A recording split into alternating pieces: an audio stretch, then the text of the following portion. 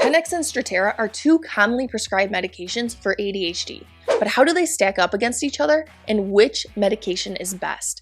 Well, today we're going to compare them head to head, and by the end of this video, you're going to have a better idea of which medication would be right for you. So let's first start with the basics. Remember, each medication usually has a generic and a brand name, and physicians will use these terms interchangeably. So Tenex is the brand name and guanfacine is the generic name, whereas Strattera is the brand name and atomoxetine is the generic. So what do these medications treat? Tenex was initially approved for medical use in the United States in the 1980s, and it was originally first approved to treat high blood pressure. Now, it's also approved for ADHD in kids 6 and older, either being used as a solo agent or in combination with a stimulant medication. Off-label uses include the treatment of motor or vocal tics, agitation, aggression with disorders such as conduct disorder or autism. It also can be used to treat anxiety, insomnia, PTSD, and opioid withdrawal. Strattera, on the other hand, was first approved in the US in 2002, and it's FDA approved for the treatment of ADHD in adults and children 6 and older. A lot of people state that this medication in particular is beneficial in those who have a combination of ADHD with anxiety. And then off-label uses include the management of treatment-resistant depression. Now, let's get into how these medications work. Both medications are considered to be non-stimulant medications, and this is different than the stimulants used to treat ADHD, such as Adderall or Ritalin. And not only are the mechanisms and how they work different from the stimulants, but also the two medications themselves operate very differently. So Tenex is considered to be an alpha 2A agonist, and some of these receptors are found in the prefrontal cortex of your brain.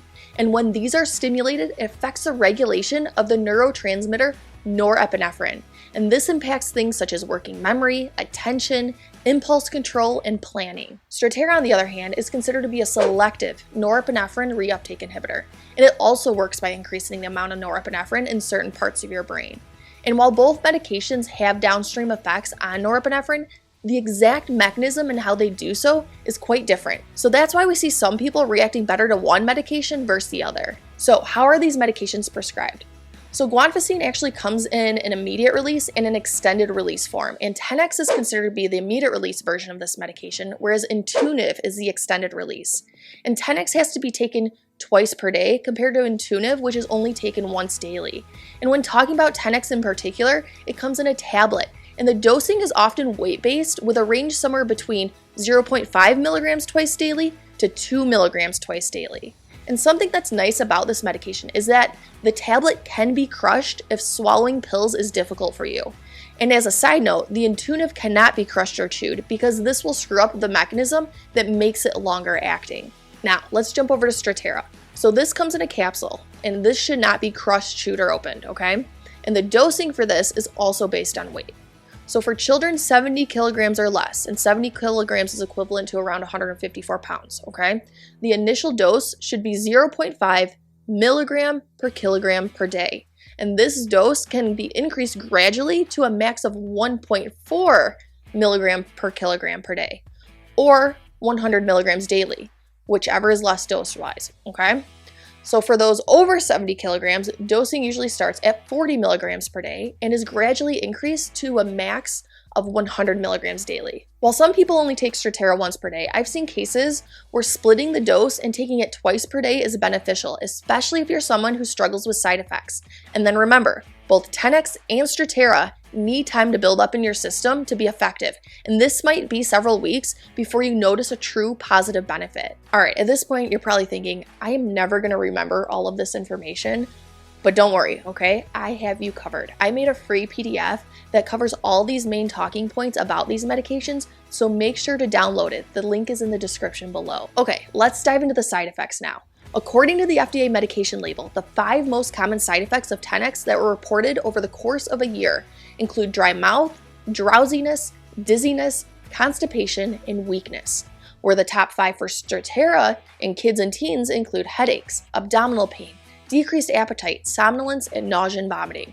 This is where splitting the dose of Strattera and taking it twice daily might be helpful, particularly with those GI side effects that commonly pop up. And then outside of these common side effects, it's also worth mentioning that Strattera has a black box warning for the potential of increased suicidal ideation in children and adolescents. noting that they should be monitored closely if being started on this medication. Tenex does not carry this risk. So whenever talking about ADHD medications, I'm constantly being asked by parents about weight. And because many are aware that stimulant medications in particular are commonly associated with appetite suppression and weight loss. So something that is reassuring to many parents in particular is the fact that non-stimulants are less likely to cause weight issues in kids.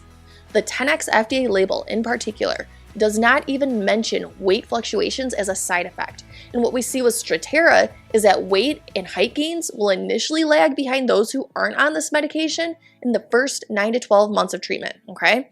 But over time, and within a 3-year period, kids rebound and stabilize. Now, another thing that is different between the non-stimulants and the stimulants is that non-stimulants should absolutely be tapered and discontinued instead of abruptly stopped. And this is especially true for Tenex, okay?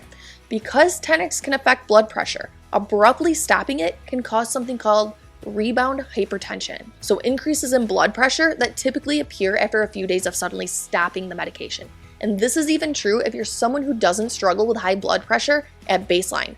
So I cannot stress enough to work with your doctor on gradually coming off of this medication over time when you're ready to get off of it. Strattera is different in that the FDA label states that it can be discontinued without being tapered, but I typically still decrease the dose in a stepwise fashion when working with patients to help prevent any withdrawal symptoms. Before we get into which medication is best, the other thing I want you to know about is the cost of these medications. Both are off patent and have generic forms available, which drives down the cost. So at the time of filming this video, GoodRx shows that a 30-day supply of immediate release guanfacine can be obtained for less than $10 at Hy-Vee, and atomoxetine for around $23. As you can see, the prices are quite variable based on where you go, so always make sure to shop around and look for coupons so you can get the best price. So now for the big question, which medication has been clinically proven to be the best? Let's dive into the literature. So there have been multiple studies that have evaluated the efficacy of Tenex and Strattera in the treatment of ADHD. One of the more robust studies was published in 2018 by Lancet Psychiatry, and it was a meta-analysis that included 133 double-blind, randomized controlled trials, right? So the gold standard in medicine. When looking at treatment efficacy, both medications were found to be more efficacious than placebo, and this has been shown in multiple other studies to be true. Another observation this article made was that kids and teens had some issues with tolerating Tenex, and adults struggled more with tolerating Strattera. When it comes down to it, there are very few, if any, studies that do a direct head-to-head comparison of Tenex versus Strattera. I was able to find 2 comparative studies looking at Strattera versus long-acting versions of guanfacine, so what we're talking about is Intuniv rather than Tenex, and both of these studies found that Intuniv was more effective at reducing ADHD symptoms. So what's my take on all of this? Well, given that there are only a few stimulant options currently on the market, these 2 medications are typically the ones I use the most, and that's because both have been shown to be effective in treating ADHD, and both are generally well tolerated. I've seen multiple patients have success using both of these medications, right? They can be used either as solo agents or as add-on treatments to stimulant medications. And in most situations, if I have to pick between the 2, Tenex is my first go-to, and then Strattera is what I'll try next if Tenex fails or is poorly tolerated. And really when it comes down to it, that's just my personal preference, and other providers might have different opinions and treatment approaches. Now, if you're looking to learn more about either of these medications, make sure to click that next video.